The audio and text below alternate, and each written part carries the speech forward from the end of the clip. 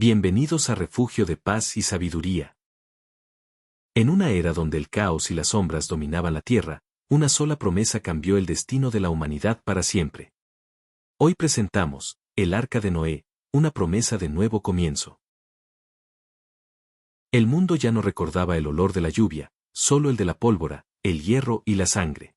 La tierra, que alguna vez fue un jardín vibrante, se había convertido en un coliseo gris bajo un cielo de ceniza estancada. La humanidad había aprendido a dominar los metales, pero a cambio había perdido su alma. Las ciudades se alzaban como colosos de piedra donde los fuertes devoraban a los débiles y el eco de la violencia era el único lenguaje universal. En medio de ese desierto moral, lejos de las grandes fortalezas corruptas, vivía un hombre cuya existencia era una anomalía. Noé. No era un rey, ni un guerrero de renombre, sino un constructor de paz en una era de caos. Mientras el resto del mundo conspiraba y destruía, las manos de Noé trabajaban la tierra marchita y sanaban lo que otros rompían. Una noche, el silencio que cubría el valle no fue el habitual. No fue el vacío de la muerte, sino una presión atmosférica tan densa que hacía vibrar los huesos. El aire se volvió extrañamente frío, y las estrellas, ocultas por décadas de smog y malicia, parecieron parpadear con una furia divina. Noé cayó de rodillas en medio de su campo. No hubo un trueno, sino una voz. No una voz que se escuchara con los oídos, sino un estruendo absoluto que resonó directamente en el tejido de su alma. La instrucción fue clara, devastadora y monumental, la creación iba a ser reiniciada. El gran lienzo del mundo sería lavado con el agua del abismo, y él, junto a su familia, debía construir el puente entre el final de una era y el nacimiento de la siguiente. Una fortaleza de madera capaz de flotar sobre la ira del firmamento. Cuando la voz cesó, el primer relámpago de la historia moderna rasgó el horizonte negro, iluminando el rostro pálido de Noé. El tiempo se había agotado.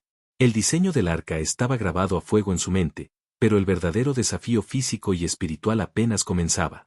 Tenía que levantar un titán de madera antes de que el cielo se desplomara. El primer hacha golpeó la madera de gofer con un eco que resonó por todo el valle marchito. Noé, sus 3 hijos, Sem, Cam y Jafet, y sus esposas no solo levantaron herramientas, levantaron un desafío contra la inercia del mundo. El diseño divino requería un titán, 300 codos de largo, 50 de ancho y 30 de alto. Una fortaleza colosal de 3 pisos, sellada por dentro y por fuera con brea negra para resistir la presión de lo indomable. Cada madero encajado era un acto de fe ciega en un mañana que nadie más podía ver. Pronto, el sonido de la construcción atrajo a las multitudes de las ciudades de piedra. Reyes arrogantes, guerreros cubiertos de bronce y filósofos del cinismo se agolparon a las faldas de la colina. Para ellos, Noé era el espectáculo perfecto de la demencia. ¿Construyes un barco en la cima de una montaña, anciano? Se burlaban, sus risas resonando como truenos falsos. ¿Esperas que el polvo del desierto navegue? El cielo ha estado seco por generaciones y la tierra nos pertenece. Aquí no hay más Dios que nuestra propia fuerza. Noé no respondía con ira, sus manos ensangrentadas y ampolladas seguían puliendo la madera. Pero en sus ojos fijos en el horizonte había una advertencia silenciosa. Mientras los hombres cantaban a sus riquezas y se entregaban a la violencia, la estructura del arca crecía palmo a palmo, proyectando una sombra monumental sobre el suelo reseco. Era un faro de advertencia en un mundo sordo. Año tras año, el titán de madera cobró vida, convirtiéndose en una imponente silueta negra recortada contra el crepúsculo gris. La paciencia divina se agotaba y el arca estaba finalmente terminada, con su gran puerta lateral abierta como una boca sedienta de salvación. Las burlas de los hombres alcanzaron su punto más alto, sin saber que el viento estaba a punto de cambiar y que un fenómeno jamás visto congelaría las risas en sus gargantas. Las burlas cesaron de golpe cuando el horizonte comenzó a latir. No fue el trueno de una tormenta, sino una vibración sorda que subió desde las profundidades del suelo, haciendo temblar los palacios de piedra y las armas de los soldados. El viento trajo consigo un rugido polifónico, una amalgama de miles de sonidos distintos que heló la sangre de los espectadores. Desde las selvas olvidadas, los desiertos ardientes y las cumbres congeladas, un ejército sin armas avanzaba en un orden perfecto e inquietante. Los cielos se oscurecieron bajo nubes densas, pero no eran de lluvia. Eran millones de aves cuyos plumajes formaban ríos de colores en el aire gris. En la tierra, los depredadores marchaban hombro con hombro junto a sus presas. Leones de melenas doradas caminaban al compás de veloces gacelas, majestuosos elefantes abrían paso a criaturas rastreras que cubrían el suelo como un manto vivo. Ninguno se atacaba. Ninguno dudaba. Una voluntad superior, un código invisible grabado en sus instintos salvajes, los guiaba directamente hacia la gigantesca estructura de madera. Los habitantes de las ciudades observaban paralizados por el terror y el asombro. La arrogancia de los guerreros se desvaneció al ver que la creación misma obedecía a un llamado que ellos habían decidido ignorar. Noé y su familia trabajaron sin descanso, ordenando la entrada de las especies, 2 a 2, macho y hembra, asegurando el santuario de la vida futura. Cuando el último animal cruzó el umbral y la colosal rampa comenzó a elevarse, un silencio sepulcral volvió a reinar en el valle. Los hombres atrapados afuera miraron hacia arriba, dándose cuenta, demasiado tarde, de que el refugio estaba listo y las puertas del mundo se estaban cerrando. No fue una mano humana la que cerró el arca. Justo cuando la rampa terminó de encajar en el imponente costado de madera, un resplandor invisible pero imponente selló el gigantesco portalón desde el exterior. Un cerrojo divino cayó sobre la estructura.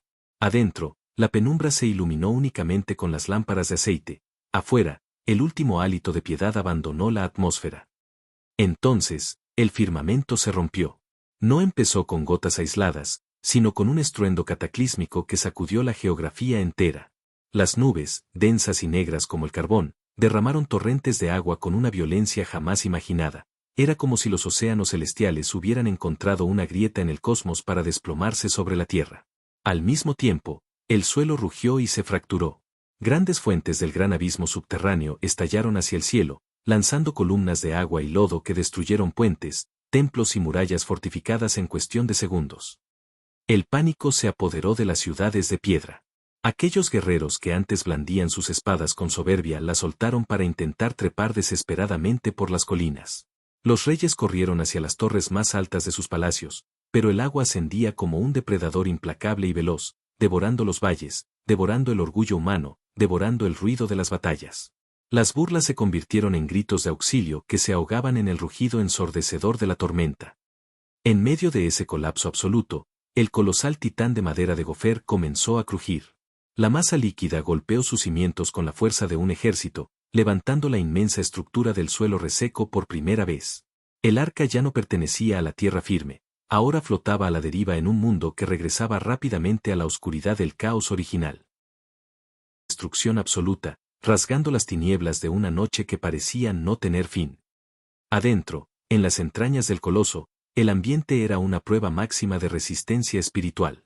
El crujido de las maderas bajo la inmensa presión exterior resonaba en cada rincón, como si el arca misma estuviera quejándose por el peso de la responsabilidad.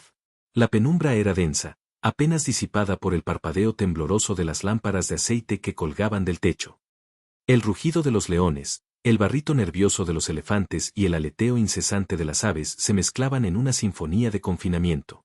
Noé y su familia se movían entre las 3 cubiertas, asegurando los pesados contenedores de grano, calmando a las bestias aterrorizadas y reforzando los amarres en medio del vaivén constante.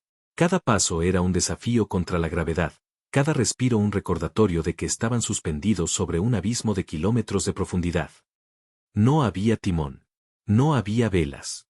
No había cartas de navegación que sirvieran en un mundo donde la geografía conocida había sido borrada por completo.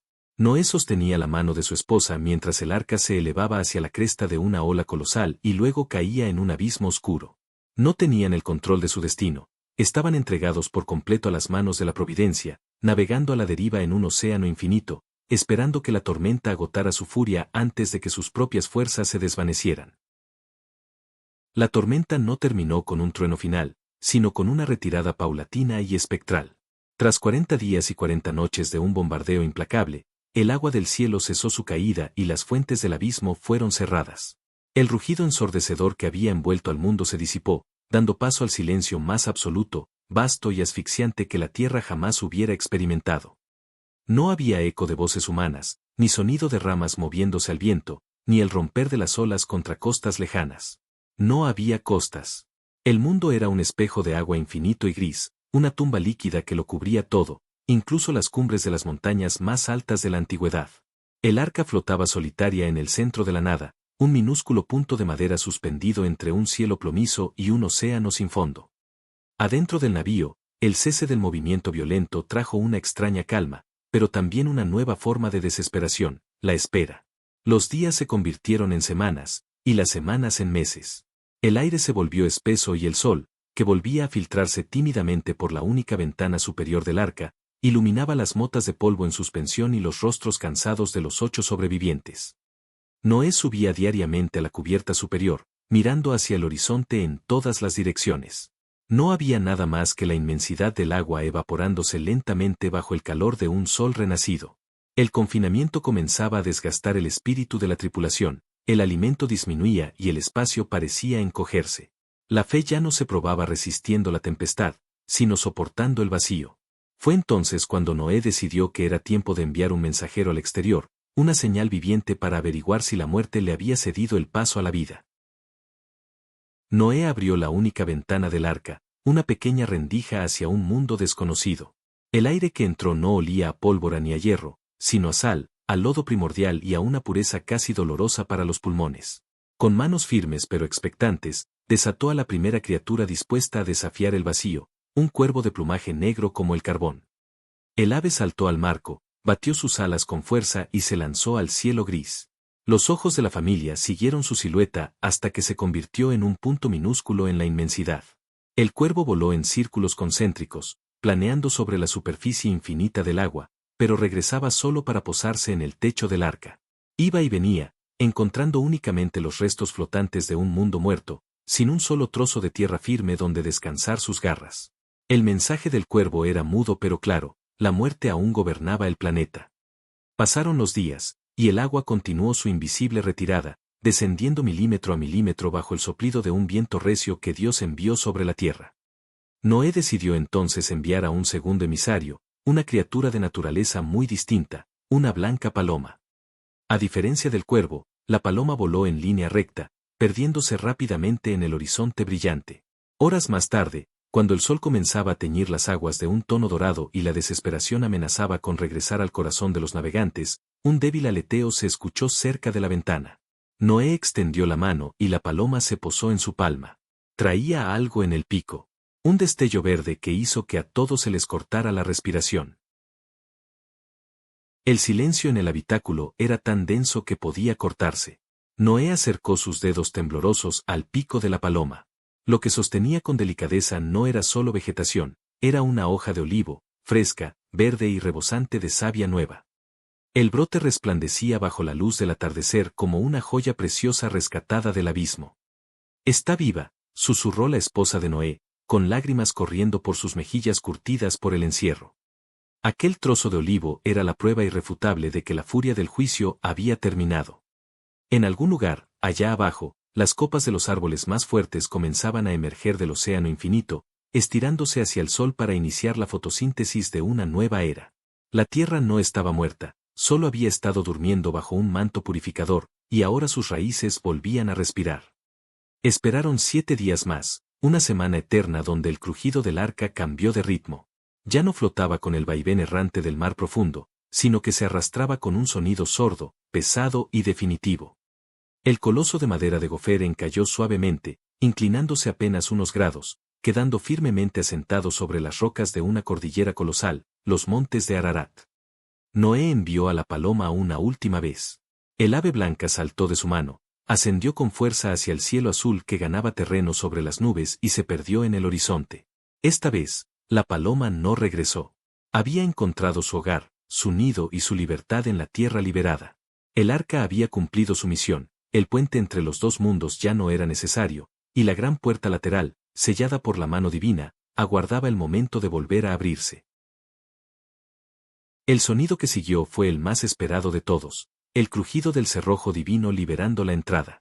La colosal rampa lateral del arca, que había permanecido sellada a cal y canto durante más de un año, comenzó a descender lentamente, quebrando el silencio de la montaña.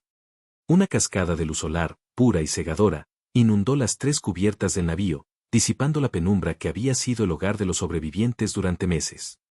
Noé fue el primero en dar un paso al frente, protegiéndose los ojos con la mano. Al acostumbrarse a la claridad, la vista le robó el aliento. No había rastro de las antiguas y soberbias ciudades de piedra, ni de los bosques corrompidos por la violencia humana. Ante ellos se extendía un mundo completamente nuevo, limpio y bañado por un aire tan fresco que parecía recién creado. El lodo del diluvio se había asentado, dando paso a valles verdes que comenzaban a alfombrarse de hierba tierna bajo un cielo azul profundo, libre para siempre de la ceniza del pasado. Detrás de Noé, su familia contempló el nuevo comienzo con una mezcla de reverencia y asombro. La tierra ya no era un coliseo de guerra, era un lienzo en blanco. Los animales, sintiendo la brisa y el calor del sol, comenzaron a agitarse en sus jaulas con una energía renovada. El confinamiento había terminado. La vida, que había sido custodiada celosamente en el vientre de aquel titán de madera, estaba lista para reclamar su reino. La rampa tocó el suelo de la montaña con un impacto firme, abriendo de par en par las puertas de la vida. Lo que siguió fue una sinfonía de movimiento y energía contenida que hizo vibrar las laderas de Ararat. El cautiverio había terminado, y el instinto salvaje, reprimido pacíficamente durante un año, despertó con la fuerza de un torrente. Las aves fueron las primeras en reclamar el espacio. Águilas, halcones y palomas salieron disparadas desde la cubierta superior como flechas multicolores, rasgando el cielo limpio y llenando el aire con un clamor de aleteos y cantos que la tierra no había escuchado en siglos. En la rampa principal, las pezuñas y las garras golpearon la madera de gofer en una estampida de libertad.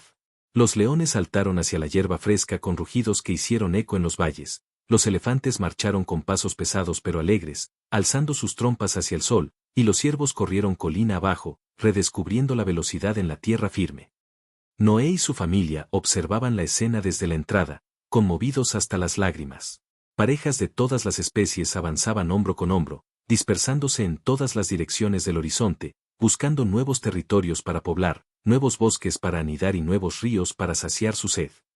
El arca, que había sido su fortaleza y su hogar en medio del caos, se vaciaba rápidamente, quedando como un colosal monumento silencioso en la cumbre. El ciclo de la destrucción había concluido por completo. La vida se abría paso con una fuerza imparable sobre la faz de la tierra purificada, pero antes de descender de la montaña para construir sus propios hogares, la familia sabía que debían levantar algo más grande que sus propias casas. Sobre la roca lavada de los montes de Ararat, los pies de Noé tocaron finalmente la tierra firme. El suelo aún guardaba la humedad del gran cataclismo, pero ya no arrastraba el olor de la muerte, sino la fragancia de la tierra nueva, lista para ser sembrada. Antes de levantar una tienda para resguardarse o de buscar alimento, la familia se unió en un solo propósito: edificar un altar de piedra tosca en la cumbre de la montaña. Noé tomó de los animales limpios que habían sido preservados con celo y ofreció un sacrificio de gratitud. No era un acto de temor, sino el desborde de un alma humana que reconocía haber sido sostenida sobre el abismo por un hilo de gracia invisible. El humo del altar comenzó a elevarse en línea recta, un hilo blanco y puro que cortaba el aire cristalino, ascendiendo hacia los cielos como las oraciones de los 8 sobrevivientes. La respuesta no se hizo esperar. El cielo plomizo, que durante un año había ocultado su verdadero color, se rasgó por completo. El sol de la tarde brilló con una intensidad rejuvenecida, y al pasar sus rayos a través de las últimas gotas de humedad que flotaban en la atmósfera, un fenómeno jamás visto por ojo humano se desplegó de un extremo al otro del firmamento. Una gigantesca corona de luz se dibujó sobre el monte Ararat. 7 colores perfectos, rojo, naranja, amarillo, verde, cian, azul y violeta, se entrelazaron en un arco colosal que abrazó la tierra de horizonte a horizonte. No era solo un espectáculo visual, era la firma de un pacto eterno escrita con la luz del mismo Creador, una promesa vibrante de que las aguas del caos nunca más volverían a destruir el hogar de la humanidad. El arco iris resplandecía en el firmamento como las joyas de una corona eterna, reflejándose en los ojos de Noé y su familia. La voz que una vez decretó el fin del mundo corrompido volvió a resonar, pero esta vez no traía el peso del juicio, sino la fuerza de una bendición: sean fructíferos y multiplíquense, llenen la tierra. El pacto estaba sellado, el miedo a la lluvia había quedado desterrado para siempre bajo aquellos 7 colores de luz. Con el corazón ligero y la fe templada en el fuego de la tempestad, los 8 sobrevivientes descendieron de las laderas del monte Ararat. En sus manos llevaban las semillas del mañana, las herramientas para labrar los nuevos campos y la sabiduría grabada a fuego de que el verdadero refugio del hombre no se construye con madera de gofer, sino con la justicia y la paz del alma. Detrás de ellos, en la cumbre solitaria, quedó el arca. El imponente titán de madera, que había resistido el embate de los abismos celestiales y subterráneos, comenzó su lento reposo histórico. Con el paso de los siglos, la nieve y el tiempo la cubrirían, transformando la colosal estructura en un santuario oculto, una silueta legendaria que recordaría para siempre el precio de la maldad y el valor incalculable de la obediencia. La humanidad dio sus primeros pasos hacia el horizonte, donde el sol se ponía sobre valles limpios y ríos cristalinos. El gran reinicio había concluido. El arca de Noé cerraba su bitácora de viaje, pero abría el capítulo más glorioso de la existencia humana, una promesa de nuevo comienzo, escrita en el cielo para que nadie olvidara jamás que, después de la tormenta más oscura, siempre aguarda la luz de la esperanza. Gracias por acompañarnos en esta gran travesía. Esto fue una producción de Refugio de Paz y Sabiduría. Si esta historia ha tocado tu corazón y te ha devuelto la esperanza, te invitamos a formar parte de nuestra comunidad. Suscríbete al canal, activa la campanita para no perderte ningún nuevo relato, y comparte este video con alguien que necesite recordar hoy que después de la tormenta siempre sale el sol. Déjanos tus comentarios abajo. ¿Qué parte del viaje de Noé te inspiró más? Nos vemos en el próximo horizonte. Hasta nuestra próxima historia.